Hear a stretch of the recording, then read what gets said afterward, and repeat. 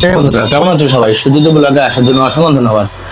বন্ধুরা আজকে যা ঘরের অবস্থা, তো আজকে বলতে 4-5 দিন ধরে ঘরে কোনো কাজ করছে না। এই লেটে উঠলাম ঘুমের থেকে আগে। ভাবলাম ঘরটা গুছিয়ে নিয়ে বাজারে গেলাম মাংস কিনতে। মাংস নিয়ে আসলাম, প্লাস চাল ডাল নিয়ে আসলাম। ঘরে যেহেতু একাই আছি, একাই খাবো যার।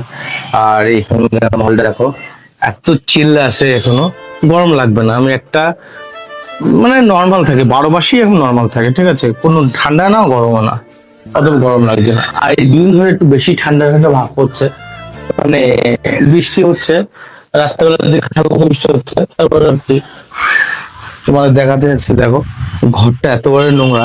2 দিন পর চলে যাবো, আমি তার জন্য এসব খুলে রেখেছি।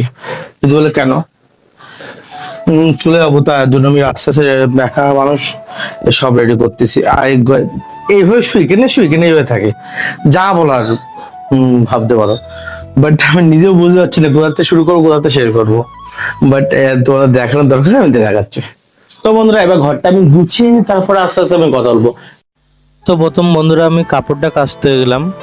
ঘরে যেহেতু পুরো এ টু জেড কাজ করতে হবে, কাপড়টা কাচার পরে কাপড়টা আমি ভিজিয়ে দিলাম। মানে কাপড়টা ভেজার পরে দেখো এবার পেঁয়াজ মশলা কাটতে এসছি ঘরটা পরিষ্কার করে।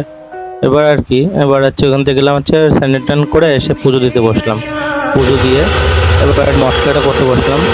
আমি যে কথা বলছি তোমাদের সাথে, আমার প্রচণ্ড ঘুম পাচ্ছিল, আর কথা বলার মুড একটু ছিল না। তবে চলো বন্ধুরা রান্না করতে বসে যায়। দেখ, তো বন্ধুরা এখন রান্না হয়ে গেল, আর ভাত না বসলাম। এই যে একটা বড় কথা কি এখন, তো আমি যদি এই খাবারটা দোকান থেকে কিনতাম, অথবা আমি হচ্ছে রাস্তা থেকে আসতাম, তো প্রায় 1-2 টাকার উপরে খরচা হতো।